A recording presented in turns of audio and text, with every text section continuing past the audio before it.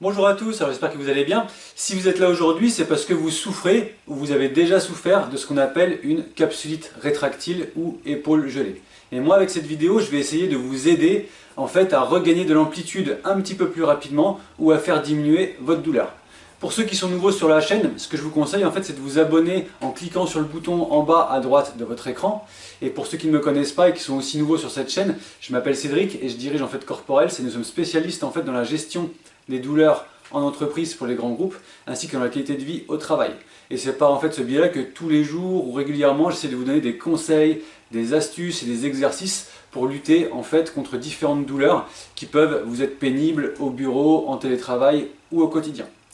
Pour en revenir à notre capsule rétractile, en fait pour bien comprendre ce que c'est que l'articulation en fait de l'épaule, elle est maintenue par un ensemble de ligaments et une capsule. Et en fait, tous ces éléments-là se rétractent et empêchent du coup tout mouvement de votre épaule, d'où le terme d'épaule gelée. En fait, cette capsulite, on ne connaît pas vraiment les causes, elles sont un petit peu méconnues. En fait, on pense qu'il peut s'agir de causes psychosomatiques, ça veut dire après un choc émotionnel ou un choc psychologique. Ça peut venir d'une période de stress un petit peu intense. Ça peut venir aussi, si vous voulez, de chocs physique directement, lorsque vous avez pris un coup sur l'épaule. Ça peut venir aussi après une opération, notamment de la cage thoracique, ou lors d'opérations au niveau du sein avec curetage de ganglions. Et ça peut venir aussi de façon complètement qu'on appelle idiopathique, ça veut dire fortuite, on ne sait pas pourquoi, vous pouvez avoir cette pathologie. Il faut savoir que cette pathologie, en fait, elle touche plus souvent les femmes que les hommes, et l'âge moyen se situe entre 45 et 60 ans. Qu'est-ce que je peux vous dire d'autre sur la capsulite? C'est une maladie, en fait, si vous voulez, qui évolue en plusieurs phases. Ça veut dire qu'il y a une première phase qui est assez douloureuse, c'est-à-dire que la douleur elle augmente progressivement jusqu'à devenir très intense et quotidienne et peut même vous réveiller la nuit. Et ensuite, il y a une deuxième phase où la douleur disparaît petit à petit et là, en fait, c'est la raideur qui prend le pas jusqu'à ce qu'en fait vous soyez vraiment gêné dans tous vos mouvements du quotidien, comme pour vous coiffer, vous brosser les dents, vous habiller. Tous ces mouvements-là, en fait, deviennent très pénibles. Donc nous, ce qu'on va faire aujourd'hui, c'est que je vais vous présenter quelques petits exercices qui pourront vraiment beaucoup vous aider et vous être utiles pour lutter contre cette pathologie. Il faut savoir aussi que il ne faut pas paniquer lorsqu'on a une capsulite parce qu'en fait, si vous voulez, c'est une pathologie qui évolue au long cours, donc qui est très très longue, qui peut durer plusieurs mois, mais on a toujours une évolution favorable. Par contre, il faut savoir aussi que lorsqu'on fait une capsulite sur un côté, il y a de fortes chances que quelques temps après, on fasse l'autre côté. C'est pas obligatoire, mais ça arrive souvent. Voilà, je pense que je vous ai un petit peu tout expliqué, en tout cas le principal sur cette pathologie. Donc on se retrouve dans 2 petites minutes pour les exercices. A tout de suite. Alors comme promis, nous voici de retour pour les exercices que j'ai à vous montrer. Le premier exercice que je vais vous montrer, que je vais vous décrire, en fait c'est très simple, c'est un exercice qui va vous servir à gagner en amplitude de rotation interne d'épaule et donc de bras, qui est un paramètre qui est très souvent limité en fait dans la capsulite rétractive, qu'on appelle aussi épaule gelée, notamment lorsque on le sent très bien quand on veut mettre une veste ou quand on veut s'habiller. Souvent ce paramètre il peut être un petit peu gênant et du coup on a des difficultés à faire des gestes de la vie de tous les jours. Donc du coup on va avoir un petit peu de besoin de matériel cette fois-ci, mais c'est quand même très simple, on peut se saisir, enfin en fait on peut se servir soit d'un élastique, soit d'une serviette, soit d'un torchon, de n'importe quelle chose qui pourra vous aider à faire l'exercice facilement. Le but du jeu, en fait, ça va être lorsque votre main, on va dire pour l'exemple ici que c'est mon épaule droite qui est atteinte, donc mon bras droit en fait devra se retrouver dans mon dos comme ceci et être placé en rotation interne. Là je le mets au niveau de mon ventre pour que vous puissiez quand même bien voir, et une fois qu'il est placé dans mon dos comme ceci, avec la main qui sera au-dessus de ma tête et grâce à l'élastique qui joindra mes deux mains, je vais tirer en fait vers le haut, et le fait de tirer vers le haut, ça va amener mon bras vers le haut, et comme ça nous allons gagner progressivement en amplitude. Je vous montre l'exercice de dos pour que vous puissiez bien le voir. Cette fois-ci, ce sera comme si ce sera mon épaule gauche qui est atteinte de la capsulite rétractile. Donc en fait, je placerai ma main gauche dans le dos comme ceci.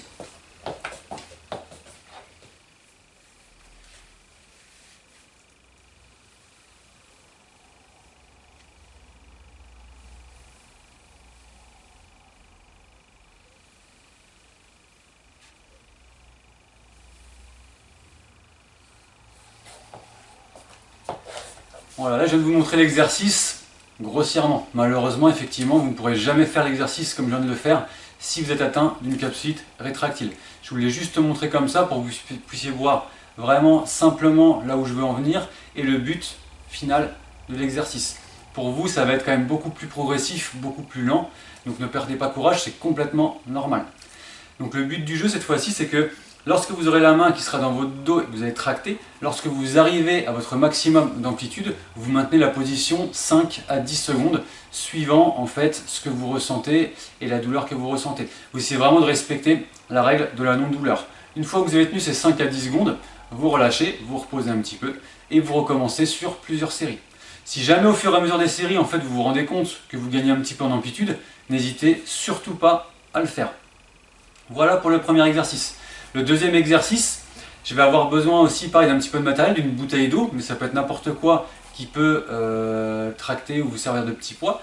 Ce but, en fait, c'est le but de cet exercice, pardon, il va avoir pour but, si vous voulez, de redonner un petit peu de jeu articulaire à votre articulation et de la décomprimer un petit peu. Donc du coup, je vous montre. C'est très simple, vous voyez comment je me place. Je suis comme ceci, la main en appui sur une table ou sur un objet, le dos bien droit, et effectivement avec la bouteille, on va la laisser tomber vers le bas, comme ceci. Je ne sais pas si vous vous souvenez, je vous avais déjà montré l'exercice pour les tendinites. Donc c'est un exercice qui est très bien pour les tendinites, mais qui est très efficace aussi pour les capsulites rétractiles.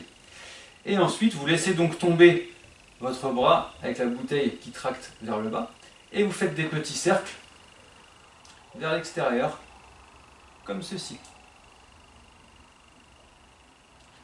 Donc vous voyez, c'est très simple de réalisation, c'est pas compliqué. Encore une fois, si vous pouvez augmenter ou agrandir les cercles, vous le faites, toujours en respectant la règle de la non-douleur. Vous pouvez même tourner dans l'autre sens, ou alors rajouter des petits mouvements de rotation interne ou externe de bras. Pareil, vous pouvez le faire pendant quelques secondes à quelques minutes sur plusieurs séries.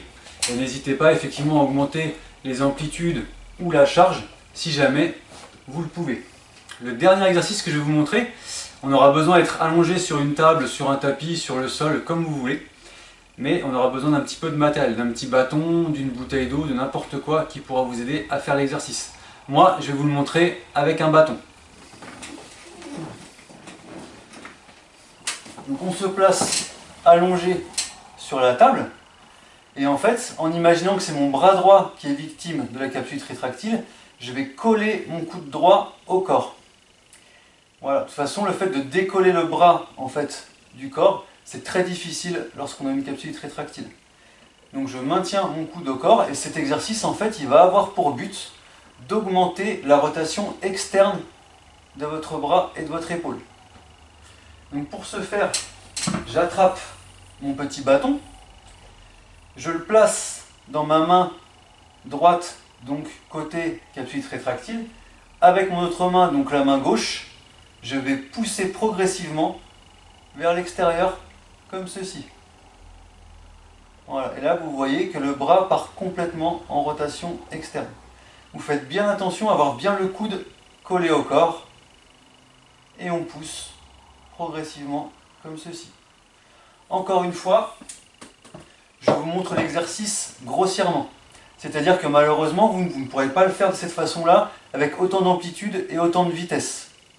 Donc vous allez le faire progressivement et en respectant le fait de ne pas vous faire mal. Et vous gagnez progressivement en amplitude suivant ce que vous pouvez.